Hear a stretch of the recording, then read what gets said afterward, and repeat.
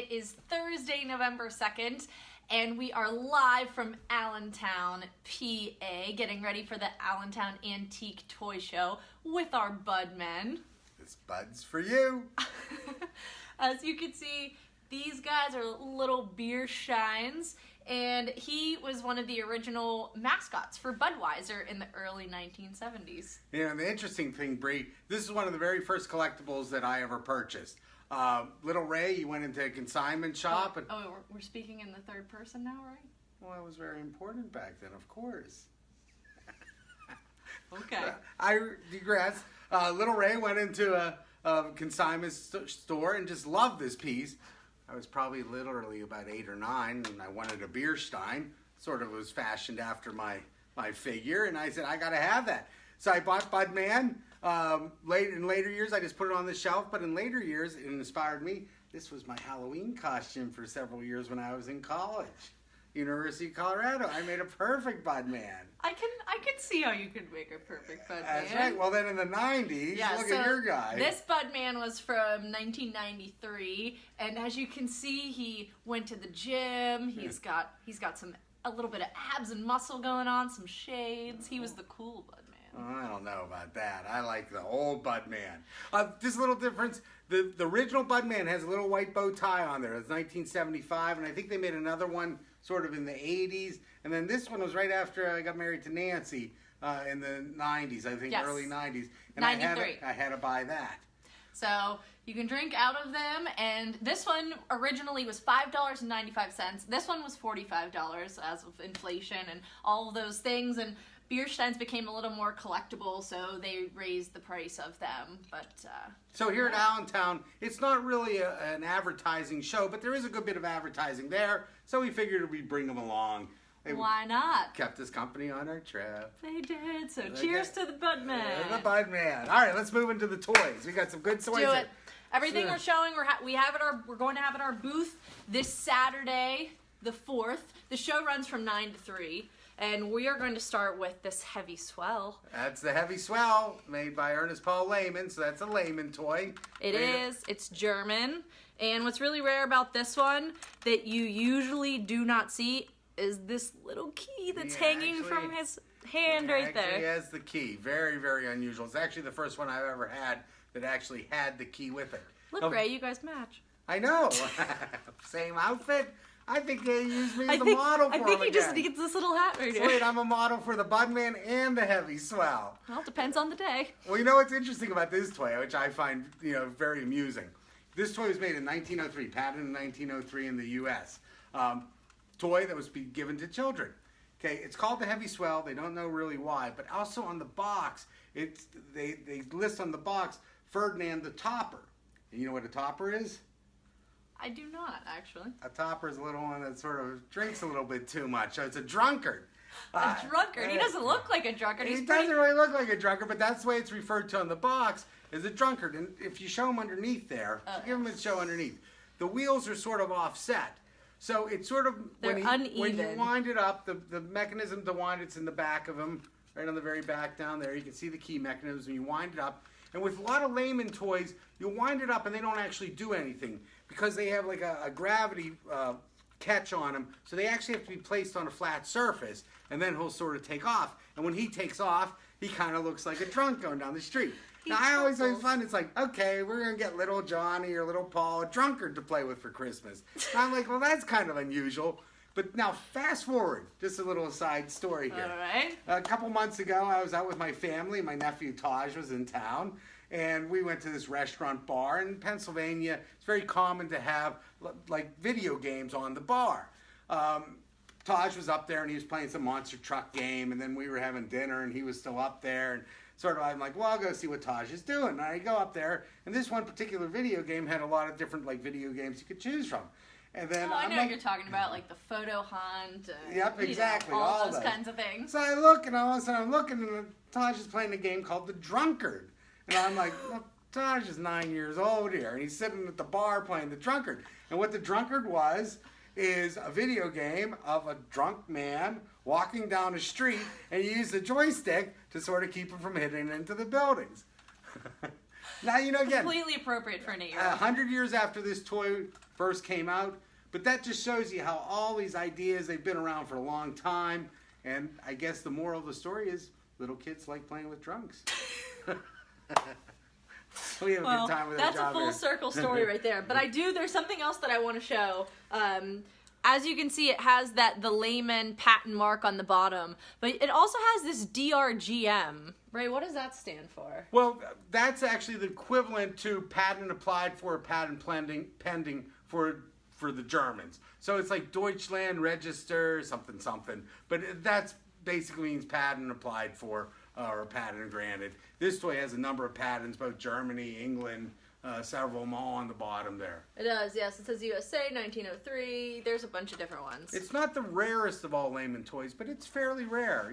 It's a tough toy, and again, by far the nicest condition one of these I've ever had. Really, really pretty. That's our heavy swell. So Look for him on Saturday. We're going to be at Harris Hall in the Allentown Fairgrounds, if you're wondering where the show is. It opens at 9 on Saturday. Next, we're going to switch gears a little bit. We're moving on to a mechanical bank. This is the Boy on Trapeze. Terrific bank. If you haven't seen it before, it was made by J. Barton Smith. And out of Philadelphia. Out of Philly, what's really neat about this one, and I think that makes it so charming, is if you put a penny in the top, and we're going to demonstrate this for you. There's a penny. It should make... Now it's hard because you're holding it. But with one penny, it should do one revolution. One revolution. With a nickel, it should do 2 revolutions, and with a quarter, here. It should do 3. It's doing 2 and we'll go that way. 2.5, 2.5, almost 3. But so there's nice action on this particular bank. And it was produced in the 1890s. And as you can see, why the weight makes a difference on the revolution is because it's a balanced toy. So with the ball on the bottom. Now, a couple interesting things on this toy, Bree. One, it was one of the first banks that my brother and I ever got to play with. We spent many times sort of doing this, making see how fast he could go around. Who needs those coins? Making him a little dizzy over there. But it's a great toy. It does, very often these uprights will break, and also the base plate's very elaborate under here, and very often you'll get sort of cracks through it, so that can be it. Another problem or thing that I'll see on this toy is sometimes he won't sort of sit upright, and there's an easy fix to that. So I know a lot of you out there have this bank. It's moderately rare, but not terribly rare. A good thing to do if you want him to stand straight up, well, first, let me retract that a little bit. When this left the factory, to get it to revolve the way that it would revolve, there was a workman that would actually grind the bottom of the ball to fix the weight. So very often you'll find these heavy grind marks on the ball, and that's how normal. And that's normal, and that's how they would remove weight to get it to go down. You see, it's not actually totally round. I can see that. Okay. So they would grind it off. But this bar across here will bend over time, or especially when you have little kids doing this to it all the time, that will happen. So a good trick is you just get a little weight or a magnet, and you stick it on the back of the ball, and he will stick totally upright because it adds extra weight at the bottom. Okay. Now, he won't work when you put a coin in, but when you have him on a shelf, he'll look like that. Down. And it's not really a reason. That's one of the, occasionally we'll have a client like, well, he doesn't quite sort of sit straight upright. The most important thing with this bank or any bank, you want nice paint on the face. Yes, I'll show you that. An unusual thing with this bank is, as far as I'm concerned, I don't think it was ever painted with eyes and lips and sort of facial details.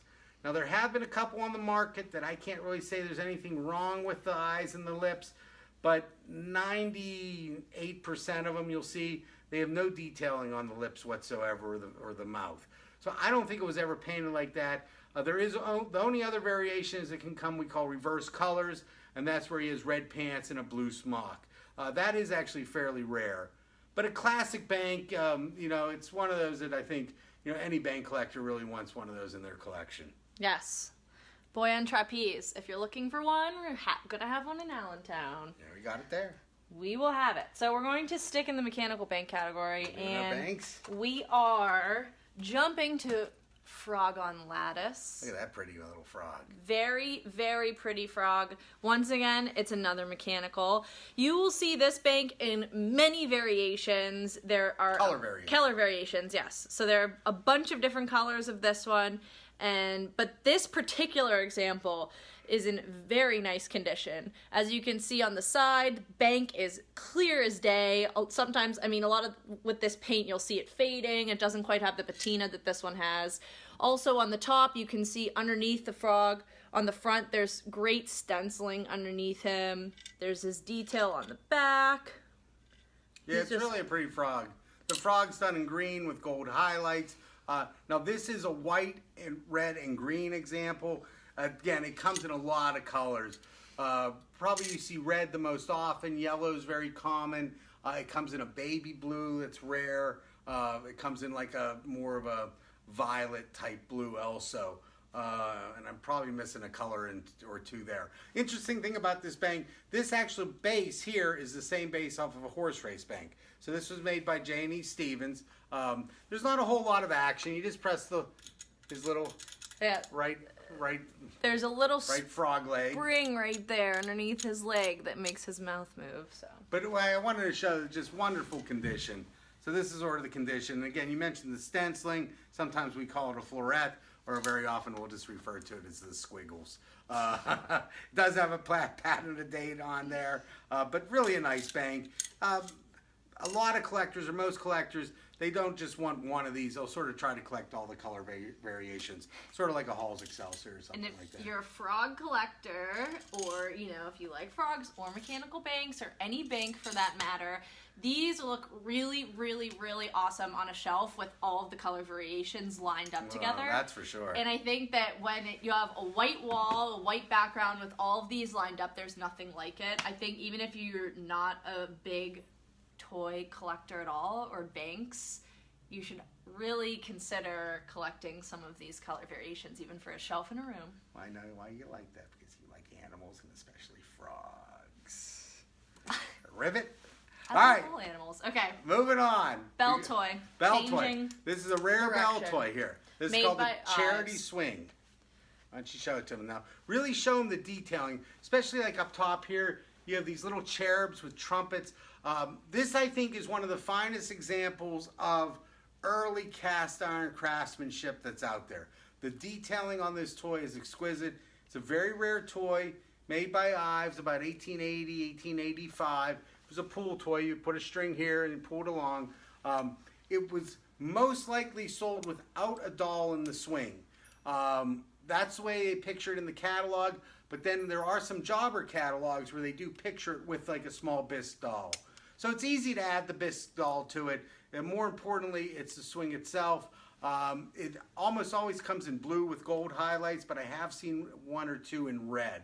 But again, very rare. I mean, I don't know more than 7 or 8 of them exist. Wow. It's a large bell toy, which makes it nice, and it's sort of also one of those bell toys that stands up with the mechanical banks. It sort of has that volume that really makes it pretty. It does. It's a very nice size. So this just came in. Actually, it was a fresh find out of Iowa. So we'll have that at the show. Okay. Stop on by and see it. That's our bell toy. And next, we are moving on to a clockwork parlor toy, which these are some of my favorites. I really love these. All right, this is called the Cakewalk. The Cakewalk. And this actually will wind up. So it's a clockwork toy. Clockwork, you'll put the key right there, and they do a little dance. They do a little jig around. So this is actually considered one of the jigging toys. So there's a whole series of these toys. Most of them made by Ives, but Automatic Toy Works made quite a few of them. This is the Cakewalk, okay, which interestingly enough, it was called a walk-around dance. It was a common dance that they did, especially in the South. And I guess when we were doing a little research in the 1876 Philadelphia Continental, this dance was first done by 2 men, and it was sort of like almost like 2 peacocks sort of strutting around, and they're sort of vying for the woman's affection. And Later they added women to the dance, and that sort of spiced the dance up to it. Originally, in Philly, what Ray was talking about, when they were doing the dance, the prize was a cake. So it didn't necessarily have the nickname the cakewalk until that particular 1876. moment. And once the winning couple did the dance and they won a big cake, that's really what gave it its cakewalk name. Yeah. And this one's all original. This one's actually from the Barney Barinholtz collection. So very rare. The clothing's very exquisite on it. It's a tough toy.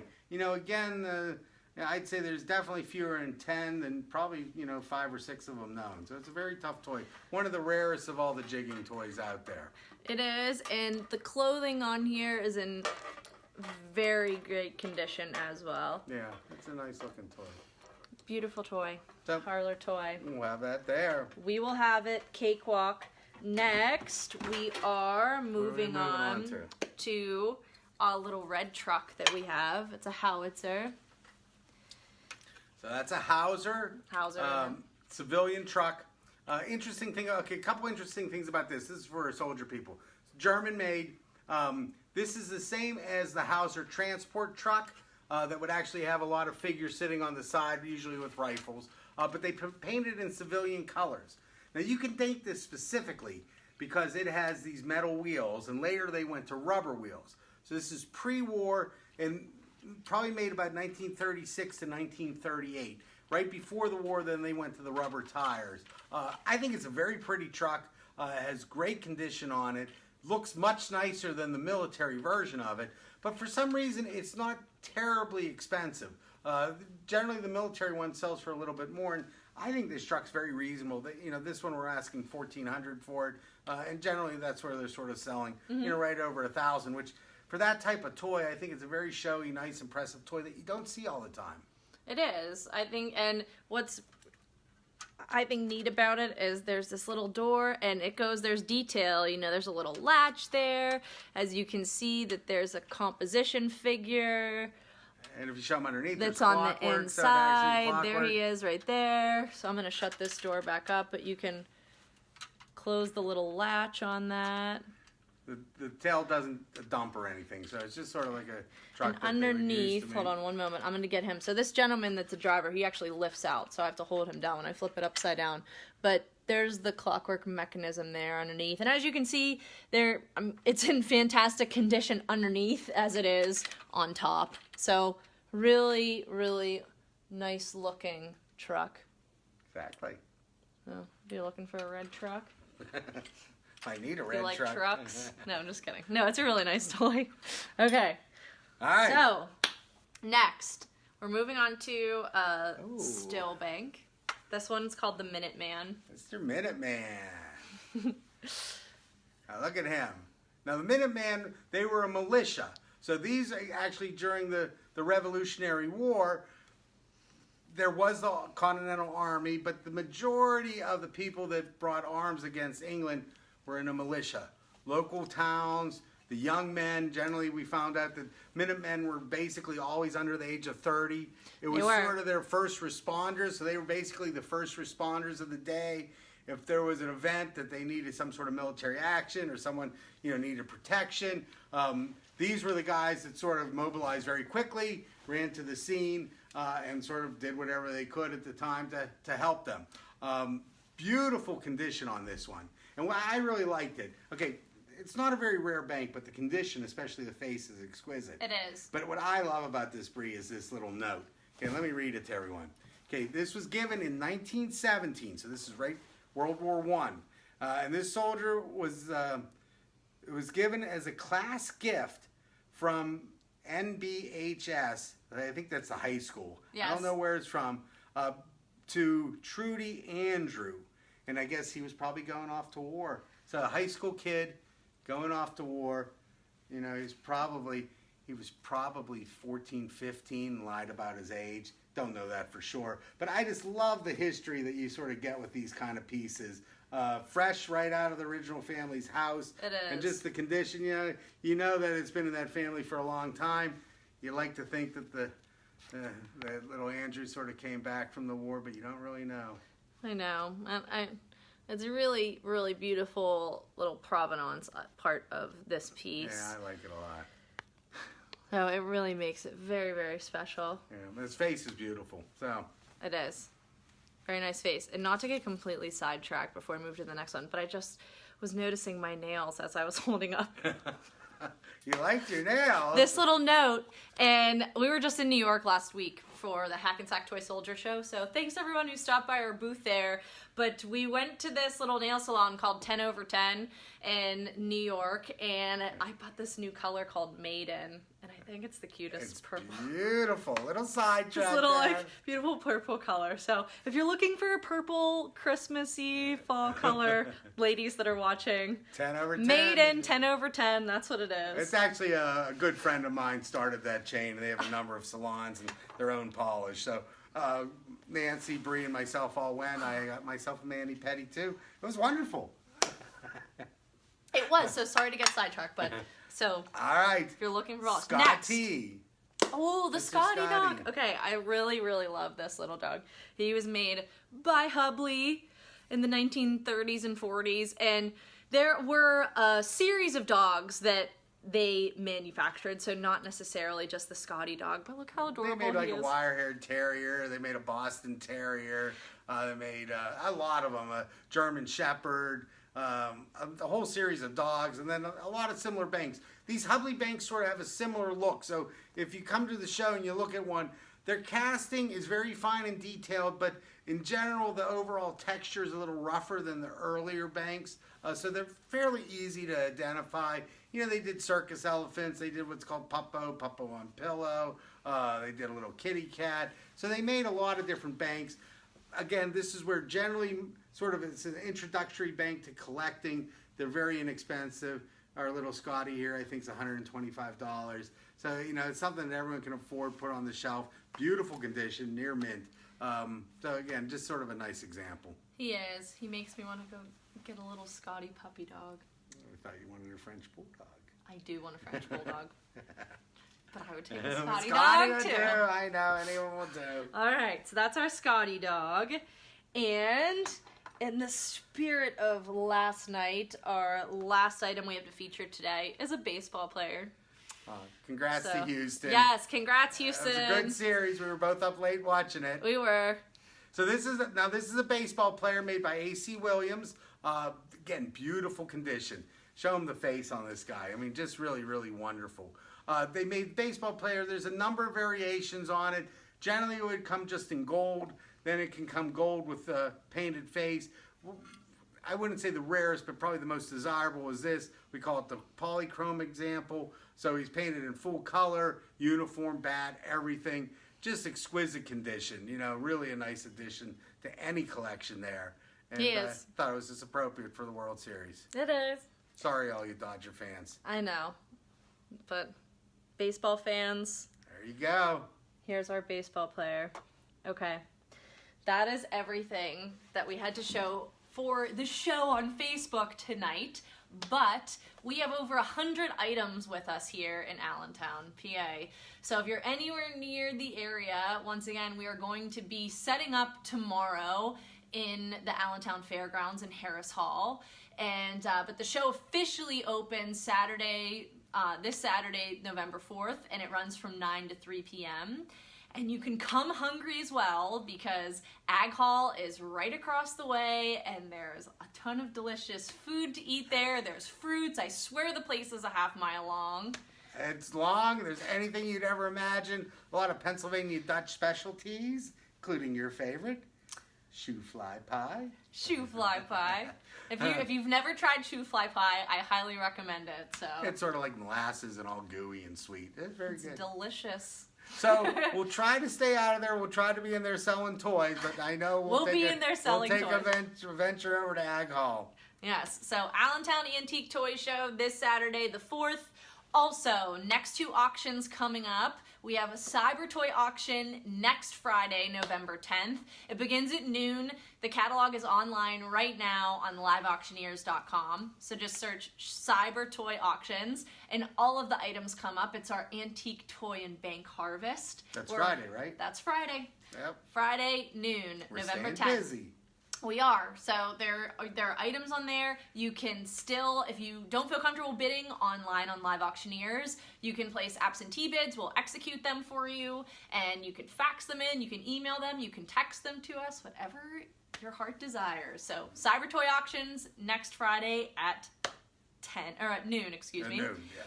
And the next Old Toy Soldier auction is the Wonderful World of Toy Soldiers, and it's December 1st, 2nd, and 3rd. That is also online right now on liveauctioneers.com. Search for Old Toy Soldier and all of the lots will come right up. You can register to bid. The same as Cyber, we're accepting absentee, email, phone, fax bids for that. So you have some time for that one still. But December 1st, 2nd, and 3rd, mark your calendars. Yeah, that's a massive holiday sale. I think there's over 1,800. That's 1,800 lots of toy soldiers. So it's going to be 3 days. Great diversity. I mean, ton. If you're a soldier collector, there is something in this sale for you. For sure. If there isn't, you're a toy soldier collector. But it should be a good one, and I think with that, we've covered all bases. We did. Thanks for watching. We'll see everyone. Thank you for watching, everyone. In Harris Hall at the Allentown Fairgrounds this weekend. This bud is for you. Cheers. Cheers, everyone.